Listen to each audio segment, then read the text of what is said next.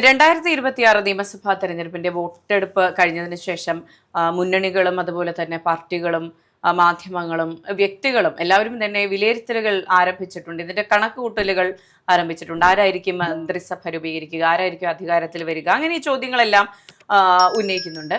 അപ്പോൾ ഒരു ഏകദേശ തരംഗം, ഒരു UDF തരംഗമുണ്ട് എന്നൊരു ഒട്ടുമിക്ക എല്ലാവരും തന്നെ പ്രവചിക്കുന്ന ഒരു സാഹചര്യത്തിലൂടെയാണ് നമ്മൾ കടന്നു പോകുന്നത്. ഇനി UDF വിജയിക്കുമെന്നുള്ള സാധ്യതയെ തന്നെ എടുത്തു നോക്കുകയാണെങ്കിൽ 100-ലധികം സീറ്റുകൾ നേടുമെന്ന് പ്രതിപക്ഷ നേതാവ് VD സതീശൻ പറഞ്ഞിട്ടുണ്ട്. അതുപോലെ തന്നെ അതുപോലെ തന്നെ പറഞ്ഞിട്ടുള്ള മറ്റു പല നേതാക്കളുണ്ട്. എന്നാൽ 85 സീറ്റെന്നോ 72 സീറ്റോടുകൂടി അധികാരത്തിൽ വരുമെന്ന് പറയുന്നവരുണ്ട്. എന്നാലും അഷിക്കിന്റെ ഒരു വിലയിരുത്തൽ അനുസരിച്ച് എന്താണ് തോന്നുന്നത്? ഇപ്പോൾ CPI പോലുള്ള ഇടത് വോട്ടുകളിൽ അവരുടെ ആ ഒരു വോട്ടിംഗ് ശതമാനം, ആ ഒരു സീറ്റ് പ്രതീക്ഷ വളരെ താഴ്ന്ന ഒരവസ്ഥയിലാണ്. പബ്ലിക്കിനോട് ഇത്ര 100% വിജയത്തോടെ അധികാരത്തിൽ വരുമെന്ന് പറയുമെങ്കിലും ഉള്ളിൽ പറച്ചിലുണ്ട്, നമുക്ക് ഇടത് തരംഗം ഉണ്ടാവില്ല, UDF-നായിരിക്കും ആധിപത്യം, UDF ആയിരിക്കും വരാൻ പോകുന്നത് അവർക്ക് തന്നെ അറിയാം, CPM-നും CPI-ക്കും പോലും അറിയാം.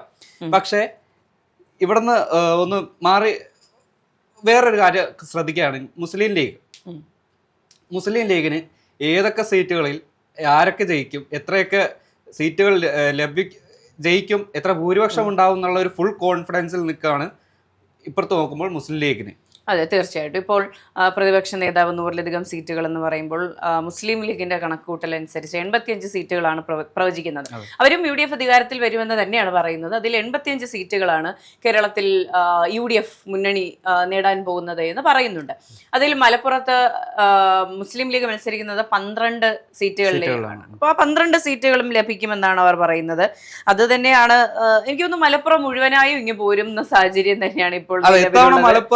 മലപ്പുറം മാത്രമല്ല, അനുകൂലമാണെങ്കിൽ ഒരു കഴിഞ്ഞ 21-ൽ 15 അല്ലെ 16 സീറ്റുകളാണ് ലീഗിനൊപ്പം ഉണ്ടായിരുന്നത്. അത് UDF-ന്റെ തരംഗം ആഞ്ഞടിച്ചാൽ ഒരു പക്ഷേ ലീഗിന്റെ കൂടെ പോരുന്ന 22 സീറ്റുകളായിരിക്കും. എല്ലാ സീറ്റുകളും ഇങ്ങനെ പോരും തന്നെയാണ് എല്ലാ അവര് വിജയം ഇവർ ഉറപ്പിച്ചു കഴിഞ്ഞു. അതെ, അപ്പോൾ മലപ്പുറത്തൊക്കെ ഈ പറഞ്ഞ മുസ്ലിം ലീഗിന്റെ സീറ്റുകൾ എന്ന് പറയുന്നത് വളരെ ശക്തി കേന്ദ്രങ്ങളാണ്.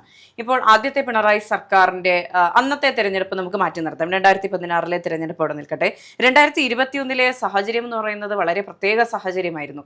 ആ കോവിഡിന് ശേഷമുള്ളൊരു തെരഞ്ഞെടുപ്പ്. അതുകൊണ്ട് തന്നെ ഇടതുപക്ഷത്തിനോടൊരു വലിയ സ്നേഹം ഉണ്ടാകുന്നു. അതിന് സ്നേഹപക്ഷം എന്നുള്ളൊരു, ഹൃദയപക്ഷം എന്നുള്ളൊരു ടാഗ് ചേർത്ത് പിടിക്കുന്നു. അങ്ങനെ ഒരു വലിയൊരു ഇടത് കാറ്റ് വീശിയപ്പോൾ പോലും മലപ്പുറം കുലുങ്ങിയിട്ടില്ല. അപ്പോഴാണ് ഈ UDF തരംഗത്തിൽ എങ്ങനെ കുലുങ്ങാനാണ് എന്നുള്ള ചോദ്യം നമുക്ക് ചോദിക്കേണ്ടി വരുന്നത്.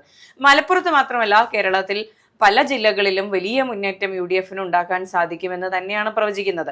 ഇപ്പോൾ പറയുന്നത് പോലെ വലിയൊരു UDF തരംഗം ഉണ്ടാവുകയാണെങ്കിൽ പ്രതിപക്ഷ നേതാവ് 1-2 മാസങ്ങൾ മുൻപ് തുടങ്ങിയതല്ല ഈ പറഞ്ഞ പ്രവചനം എന്ന് പറയുന്നത്. 100-110 സീറ്റിലധികം നേടുമെന്ന് പറഞ്ഞു തുടങ്ങിയത് 5-6 മാസങ്ങൾ മുൻപാണ്. തിരഞ്ഞെടുപ്പ് പ്രഖ്യാപിച്ചതിനും സ്ഥാനാർത്ഥി നിർണയത്തിനും ഒക്കെ മുൻപായിരുന്നു. അത്ര കോൺഫിഡൻസിലാണ് അദ്ദേഹം തീർച്ചയായിട്ടും സഖ്യകക്ഷികളുമായിട്ടുള്ള ഒരു ഐക്യം, കോർഡിനേഷൻ വെച്ചിരിക്കുന്നത്. അതെ, ഇപ്പോൾ ഇടതുപക്ഷം ഇപ്പോൾ നടത്തുന്ന കണക്കുകൂട്ടലുകളുണ്ടല്ലോ, ഇപ്പോൾ ഇത്ര സീറ്റുകൾ നമുക്ക് ലഭിക്കുമായിരിക്കും. ഇപ്പോൾ കളമശ്ശേരിയിലൊക്കെ P രാജീവ് തോൽക്കുമായിരിക്കും, പാർട്ടിയുടെ 7000 വോട്ടുകൾ നമുക്ക് ലഭിച്ചിട്ടില്ല എന്നുള്ള കണക്കുകൂട്ടലൊക്കെ ആരംഭിച്ചിട്ടുണ്ട്. പക്ഷേ ഈ കണക്കുകൂട്ടലുകൾ UDF പാളയത്തിൽ ആരംഭിച്ചത് കഴിഞ്ഞ തദ്ദേശ തെരഞ്ഞെടുപ്പിന് മുൻപായിരുന്നു.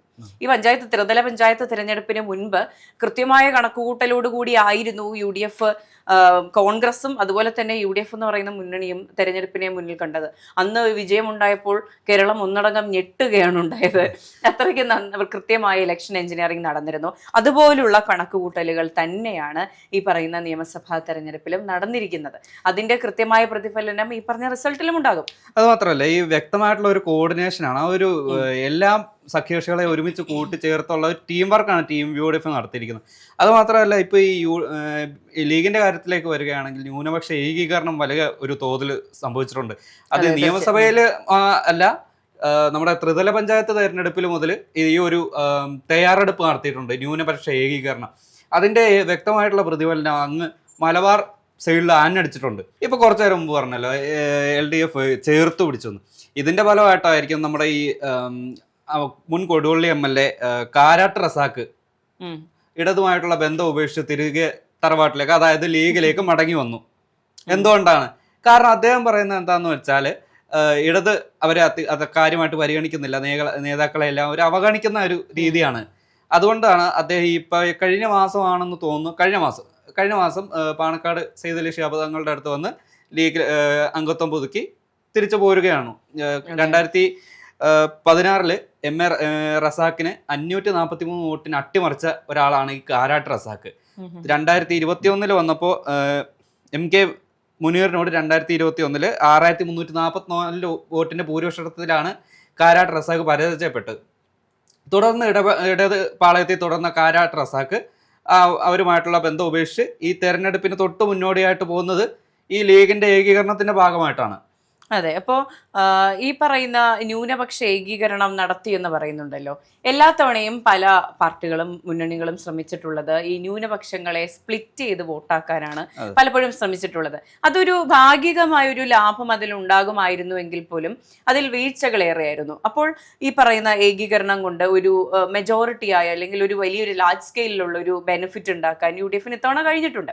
ഇപ്പോൾ മത നേതാക്കളുമായിട്ടുള്ള കൂടിക്കാഴ്ച, അവരുമായിട്ടുള്ള കൃത്യമായ ആശയവിനിമയം. എനിക്ക് തോന്നുന്നു UDF നിന്ന് ആദ്യം മത്സരിക്കുമെന്ന് പറഞ്ഞത് ബേപ്പൂരിൽ PV Anwar ആയിരുന്നു. PV Anwar ആദ്യം ചെയ്തതും ഇത് തന്നെയായിരുന്നു. മത നേതാക്കളുമായി, മതമേലധ്യക്ഷന്മാരുമായി കൃത്യമായി കൂടിക്കാഴ്ച നടത്തുന്നു, അവരുമായി ആശയവിനിമയം നടത്തുന്നു, വർഗീയപരമായിട്ടുള്ള കാര്യങ്ങളെല്ലാം മാറ്റി നിർത്തുന്നു. വർഗീയതയില്ല, നമുക്ക് മതേതരത്വമാണ് നമുക്ക് വേണ്ടത് എന്നുള്ള കാര്യം ഉറച്ചു പറയുന്നു. മത ന്യൂനപക്ഷങ്ങൾ മാത്രമല്ല മറ്റ് ന്യൂനപക്ഷങ്ങളെല്ലാം ചേർത്ത് പിടിക്കാൻ UDF ആയിട്ടുണ്ട്. അത് തന്നെയാണ് ഈ പറയുന്ന തെരഞ്ഞെടുപ്പിൽ പ്രതിഫലിക്കുമെന്ന് പറയുന്നത്. എനിക്ക് തോന്നുന്നു മുസ്ലിം ലീഗൊക്കെ ഒരു മിതമായ നിരക്കിലുള്ള കണക്കൂട്ടലിൽ നിന്നാണ് 85 സീറ്റ് എന്നുള്ള പ്രവചനം ഉണ്ടായിട്ടുള്ളത്. അവരുടേതായിട്ടുള്ള കോൺട്രിബ്യൂഷൻ കൂട്ടിയാണ് 85, ചിലപ്പോൾ 90 ആവാനും വഴിയുണ്ട്, സാധ്യതയുണ്ട്. ഇപ്പോൾ നമ്മുടെ പ്രതിപക്ഷ നേതാവ് VD സതീശൻ പറഞ്ഞിട്ടുണ്ടല്ലോ, മുകളിൽ നിന്ന് എണ്ണിത്തുടങ്ങിയാൽ എറണാകുളം ആകുമ്പോഴേക്ക് ഭൂരിപക്ഷമാകും നമുക്ക് എന്ന് പറയുന്നുണ്ട്. അപ്പോൾ ഇത്രയും ആത്മവിശ്വാസം UDF ഉണ്ടല്ലോ എന്ന് ആലോചിക്കുമ്പോൾ, ഇത് കാണുമ്പോൾ തന്നെ ഈ പറഞ്ഞ ഇടത് സൈബർ ഇടങ്ങൾക്ക്, ഇടത് പാളയങ്ങൾക്ക് ഒരു ഭയം ഉണ്ടായിരുന്നു. തീർച്ചയായും എന്തൊരു ആത്മവിശ്വാസമാണ് ഇവർ പ്രകടിപ്പിക്കുന്നത് എന്ന് ചില സാഹചര്യങ്ങളിൽ നമ്മൾ പോലും ചിന്തിക്കുന്നുണ്ട്. എന്താണ് ഇവർ ഇങ്ങനെ പറയുന്നത്, ശരിക്കും ഇങ്ങനെയൊക്കെ സംഭവിക്കുമോ എന്നൊരു ഭയം, ഒരു ആശങ്ക ഉണ്ടാകാറുണ്ട് സാധാരണ ജനങ്ങളിൽ. പക്ഷേ UDF ഇപ്പോഴും ആത്മവിശ്വാസത്തിലാണ്. ഈ പറഞ്ഞതുപോലെ അടുത്ത തവണ അധികാരത്തിൽ വരുമെന്ന് തന്നെയാണ് പറയുന്നത്. കുറച്ച് സമയം മുൻപ് എൻ്റെ ഒരു വളരെ ഒരു സഖാവ്, എൻ്റെ ഒരു അടുത്ത സുഹൃത്താണ്, അദ്ദേഹം ഒരു അന്തം കമ്മി എന്ന് നമ്മൾ പറയാൻ കഴിയുന്ന ക്യാപ്സ്യൂൾ വീരനായ ഒരാളാണ്. എന്നെ ഉച്ചയ്ക്ക് വിളിച്ചിട്ട് പറഞ്ഞു, വേഗ ഞാൻ തിരുത്തി പറയുകയാണ്, ഇത്തവണ UDF കാരണം അവർക്ക് തന്നെ മനസ്സിലായി. അതെ, ഞങ്ങൾ ഈ പറഞ്ഞ കാൻഡിഡേറ്റ് ലിസ്റ്റ് പുറത്തിറങ്ങിയ, സ്ഥാനാർത്ഥി നിർണയം എല്ലാ മുന്നണികളും പുറത്തിറക്കിയ സമയം മുതൽ ഞങ്ങൾ എക്സൽ ഷീറ്റ് ഉണ്ടാക്കി കണക്കുകൾ എഴുതുമായിരുന്നു. ഇത്ര വോട്ടിന് ഇത്ര ഭൂരിപക്ഷം, ഇത്ര നാൾ ഇങ്ങനെ ആയിരുന്നു ഇവിടുത്തെ രാഷ്ട്രീയ സാഹചര്യം. അങ്ങനെ ഒരു നെടുനീളൻ എക്സൽ ഷീറ്റൊക്കെ തയ്യാറാക്കി ഞങ്ങൾ രാഷ്ട്രീയ വിലയിരുത്തൽ നടത്തുമായിരുന്നു. അപ്പോൾ ഇത് തന്നെയാണ് എല്ലായിടത്തും സംസാരം. അപ്പോൾ UDF അധികാരത്തിൽ വരുമെന്ന് തന്നെയാണ് പ്രതീക്ഷിക്കുന്നത്. അതിൽ മുസ്ലിം ലീഗിന്റെയും മറ്റെല്ലാ എല്ലാ ഘടകകക്ഷികളുടെയും കോൺട്രിബ്യൂഷൻ എന്ന് പറയുന്നത് ചെറുതൊന്നുമല്ല. എല്ലാവരും ഒരുമിച്ച് പ്രവർത്തിച്ചിട്ടുണ്ട്. അതിൽ നമ്മുടെ എല്ലാ നേതാക്കളും, KC വേണുഗോപാലും VD സതീശനും രമേശ് ചെന്നിത്തലയും എല്ലാവരും ചെയ്തിട്ടുള്ള പ്രവർത്തനങ്ങൾ ചെറുതൊന്നുമല്ല. അപ്പോൾ റിസൾട്ടിന് വേണ്ടി കാത്തിരിക്കുക എന്നുള്ളതാണ് ഏറ്റവും അവസാനം ചെയ്യാൻ ബാക്കിയുള്ളത്.